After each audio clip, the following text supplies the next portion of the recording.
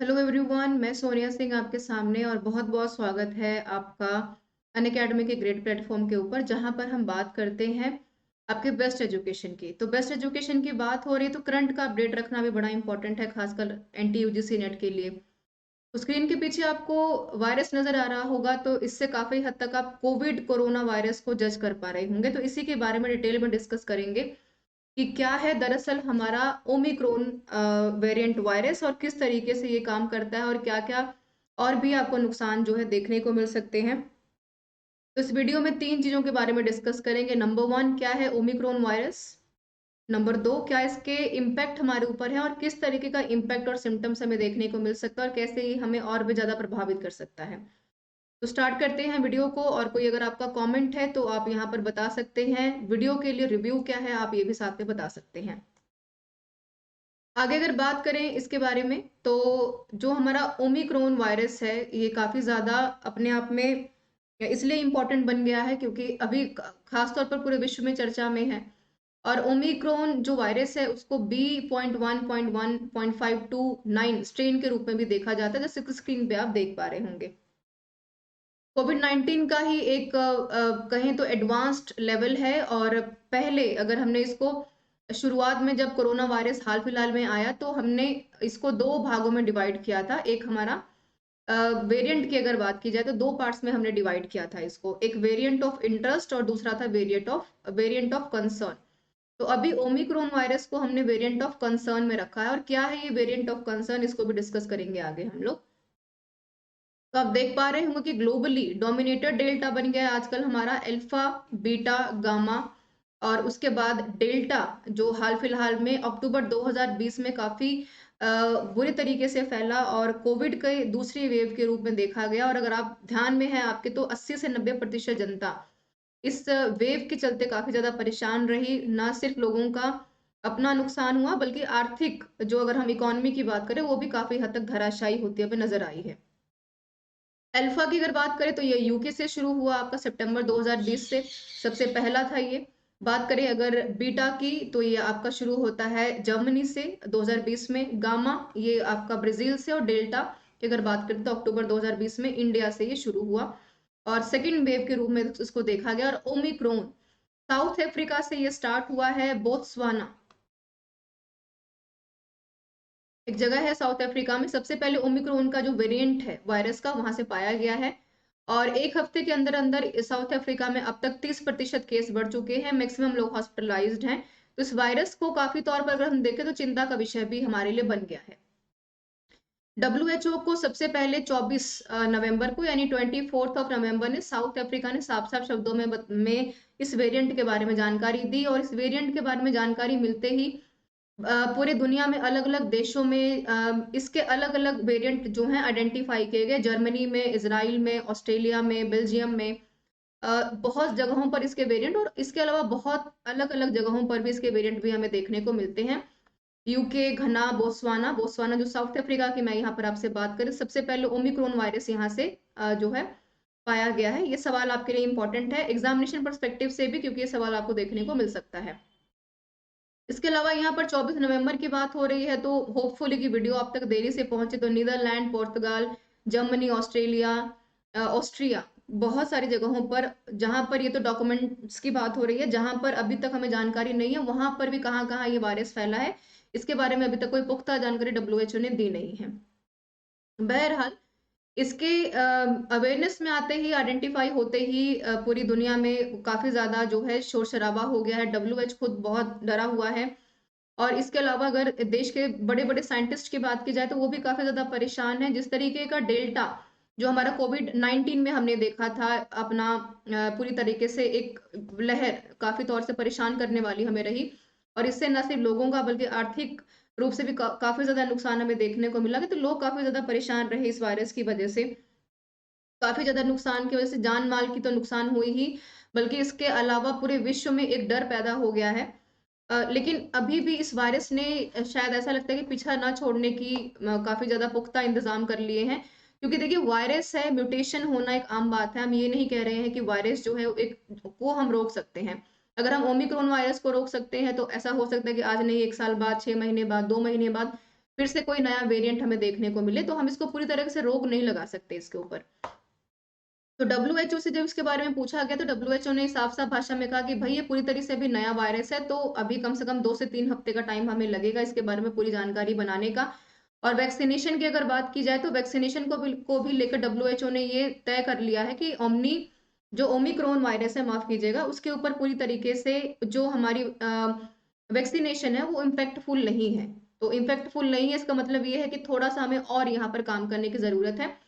जो मैंने यहाँ पे वेरिएंट की बात की थी, तो वेरिएंट को हाल फिलहाल में ओमिक्रॉन को अगर बात करें तो वेरिएंट ऑफ कंसर्न में रखा गया है। 2 तरह के वेरिएंट होते हैं हमारे, variant of interest, variant of concern.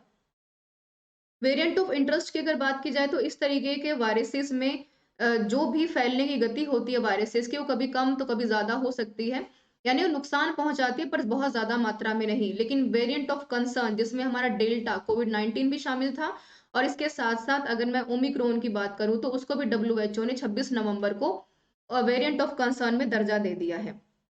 यानी पहले अल्फा, उसके बाद बीटा, फिर गामा, फिर डेल्टा, और अब यहाँ पर 5वां वायरस हमारा ओमिक्रॉन बन गया है।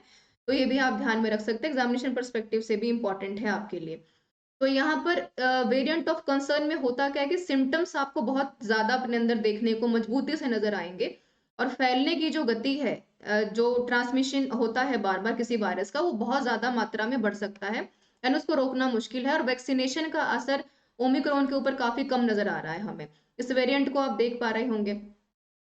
अगर हम इसके म्यूटेशन की बात करते हैं कि म्यूटेशन किस तरह का है, यानी कि बदलाव जो जल्दी जल्दी हो रहे हैं किस तरीके का हो रहा है, तो ओमिक्रॉन की अगर यहाँ पर बात की जाती है तो ओमिक्रॉन में कुल मिलाकर अभी तक 50 तरह का म्यूटेशन हम देख चुके हैं।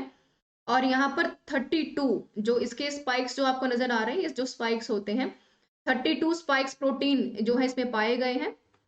ठीक है, अब इसका मतलब क्या होता है, स्पाइक्स के थ्रू बड़ी आसानी से जो वायरस होता है हमारे बॉडी के अंदर दाखिल होता है और हमें नुकसान पहुंचाता है।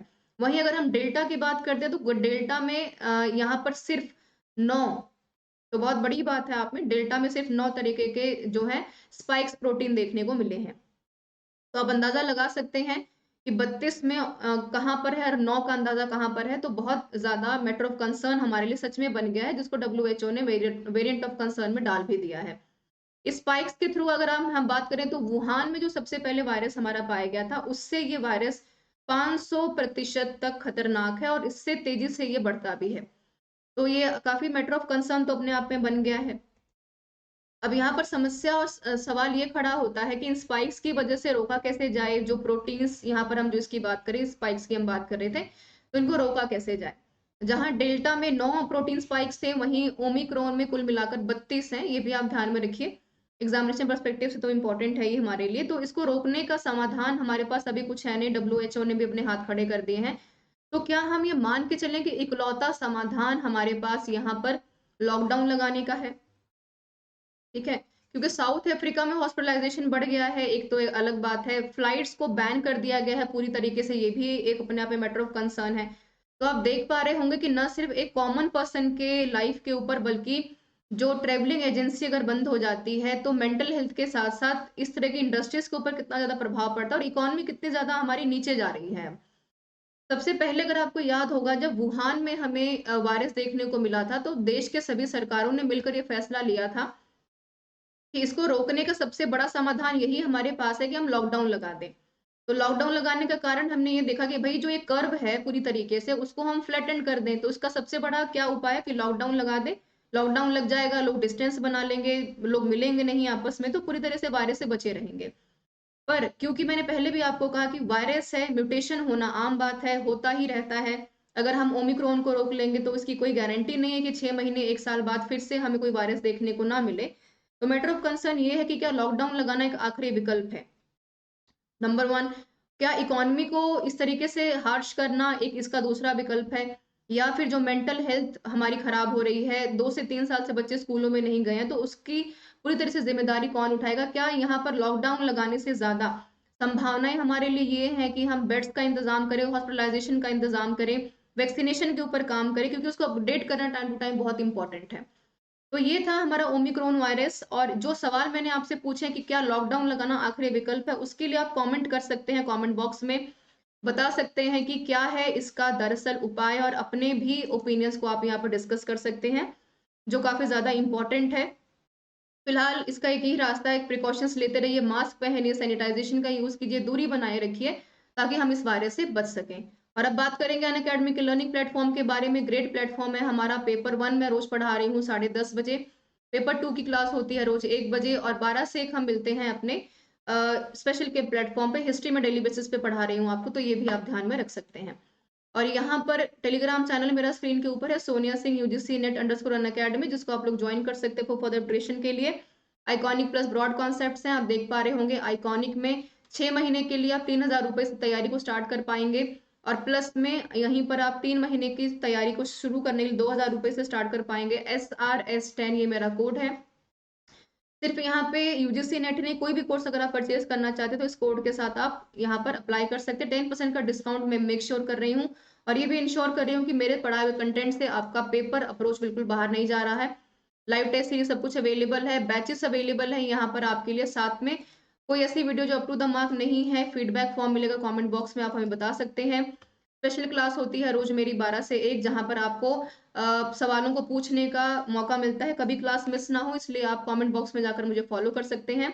अपकमिंग सेशंस में मेरा 22 का बैच लॉन्च हो चुका है, 2022 का, तो आप लोग उसको ज्वाइन कर सकते हैं। पेपर 1 पेपर 2 दोनों के लिए, इस इंश्योरिटी के साथ कि आप पेपर से आपका सवाल बाहर, कंटेंट से आपका पेपर बाहर नहीं जा रहा है।